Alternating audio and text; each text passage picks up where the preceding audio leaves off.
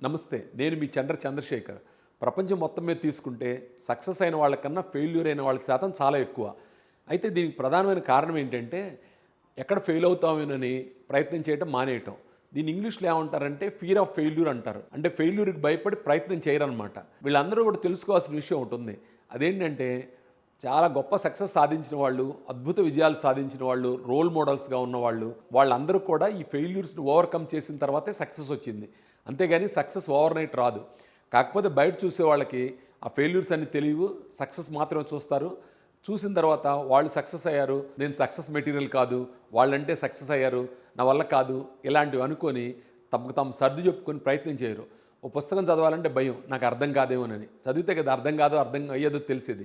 ప్రయత్నం వల్ల కొంచెం అర్థమైనా మరొకసారి చదివి అర్థం చేసుకోవచ్చు. ఈరోజు నేను మీకు 3 స్టోరీలు చెప్తాను. ఈ 3 స్టోరీలతోటి ఫెయిల్యూర్‌కి, సక్సెస్‌కి మధ్య తేడా ఎంత తిన్‌గా ఉంటుందో మనకు అర్థమవుతుంది. మొదటి స్టోరీ ఏంటంటే హోండా. ఈ జపాన్‌కి చెందిన హోండా అనే ఆయన టొయోటా కంపెనీకి జాబ్ కోసం అప్లికేషన్ పెట్టాడు. ఆయన ఇంజినీర్ అనమాట. ఆ టొయోటా కంపెనీ వాళ్ళు ఇతన్ని సరైన క్వాలిఫికేషన్స్ లేవు, నువ్వు సరిపోవని చెప్పి రిజెక్ట్ చేశారు. తీరా చూస్తే తాను బయటకొచ్చి ఆటోమొబైల్ కంపెనీ హోండా పేరుతో పెట్టుకున్నాడు. అయితే రెండో ప్రపంచ యుద్ధంలో తాను స్థాపించిన ఫ్యాక్టరీ ధ్వంసమైపోతుంది.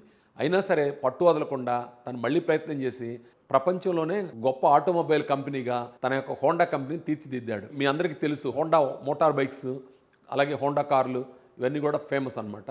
మనందరికీ తెలుసు డిజ్నీ వరల్డ్ అనేది ఒక గొప్ప ఎంటర్టైన్మెంట్ కేంద్రం అని, ప్రపంచంలో ఒక అద్భుతంగా తీర్చిదిద్దబడ్డ స్టూడియోస్ అనమాట. చాలా ఫేమస్. అలాంటి డిజ్నీ వరల్డ్ స్థాపించిన వాల్ట్ డిస్నీని తను పనిచేస్తున్న పబ్లిషింగ్ కంపెనీ నుంచి తీసేశారు. వాళ్ళు చెప్పిన కారణం ఏంటంటే ఈ డిజ్నీకి ఐడియాలు లేవు, సృజనాత్మకత తక్కువగా ఉంది, ఇతని వల్ల ఏం ఉపయోగం లేదని.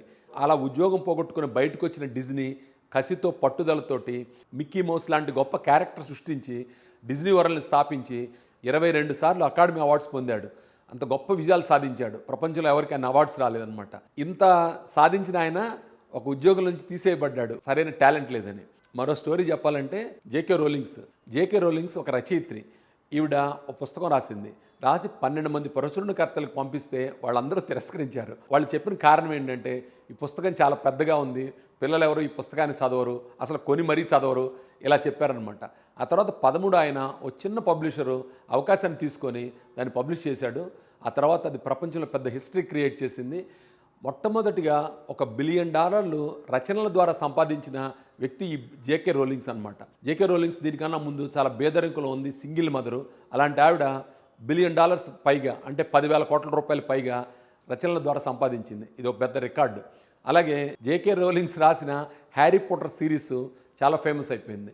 ఈ పుస్తక ప్రపంచంలో అదొక పెద్ద రికార్డు, మైలురాయి అనమాట. మనం ఈ 3 స్టోరీల్ని గమనిస్తే మనకు తెలిసేది ఏంటంటే ఎంత పెద్ద విజయాలు సాధించిన వాళ్ళకైనా మొదట అపజయాలు తప్పదు, పరాజయాలు ఉంటాయి. పరాజయానికి భయపడి ప్రయత్నం మానుకుంటే విజయాలనే రావు.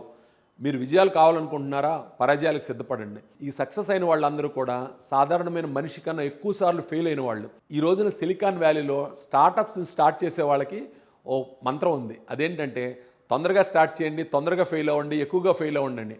అలా ఎందుకు చెప్తారంటే తొందరగా ఫెయిల్ అయితే తొందరగా విజయాలు సాధించగలుగుతారనమాట. కాబట్టి మీరు కూడా మీ లైఫ్లో ఏ విషయానికైనా భయపడుతుంటే ఆకండి, ప్రయత్నం చేయండి. ఒకసారి ఫెయిల్ అయితే మరోసారి ప్రయత్నం చేయండి, మరోసారి ప్రయత్నం చేయండి. థౌజండ్స్ ఆఫ్ టైమ్స్ ప్రయత్నం చేసి సక్సెస్ అయిన వాళ్ళు ఉన్నారు. కాబట్టి ప్రయత్నాలు మానేయకండి. అయితే చిన్న జాగ్రత్త, అదేంటంటే ఓ 30 ఏళ్ల నుంచి ఒక ఆయన వంట చేస్తూ ఉంటాడు. ఆ వంట రుచిగా ఉండదు. 31 ఏళ్ల తర్వాత కూడా నేను 30 ఏళ్ల ఎక్స్పీరియన్స్ ఉందని అదే మెథడ్లో చేస్తే కష్టం.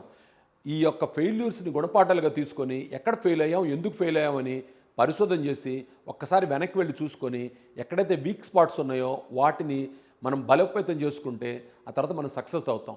ఎక్కడ మనం బలహీనంగా ఉన్నాం, ఏ కారణం చేత మనం ఫెయిల్ అయ్యాం అనే పోస్ట్ మార్టం తప్పనిసరి. ఆ పోస్ట్ మార్టం చేసుకొని ఎక్కడైతే వీక్గా ఉన్నామో వాటిని బలోపేతం చేసుకొని మీరు ముందుకు వెళ్ళండి. తద్వారా మీరు విజయాలు సాధించగలుగుతారు. నెక్స్ట్ టైం నుంచి మీరు ఫెయిల్ అయ్యారని చెప్పి మళ్ళీ ప్రయత్నం చేసేటప్పుడు చాలామంది నిరాశపరిచే వాళ్ళు ఉంటారు. అలాంటప్పుడు ఈ 3 స్టోరీలు మీరు గుర్తుపెట్టుకోండి. ఇంత పెద్ద సామ్రాజ్యాలను సృష్టించిన వాళ్ళు, అద్భుతాలు క్రియేట్ చేసిన వాళ్ళు కూడా ఫెయిల్యూర్సే. కాబట్టి మనం ఫెయిల్ అవ్వడంలో పెద్ద తప్పు విశేషమే లేదు. ఫెయిల్ అవ్వకపోతే తప్పు విశేషం అనుకోవాలి. ఫెయిల్యూర్స్ అనేవి ఖచ్చితంగా విజయానికి దగ్గర చేసే మార్గాలు. కాబట్టి ఫెయిల్యూర్స్ గురించి భయపడకండి, ప్రయత్నం మానేయకండి. Thank you friends.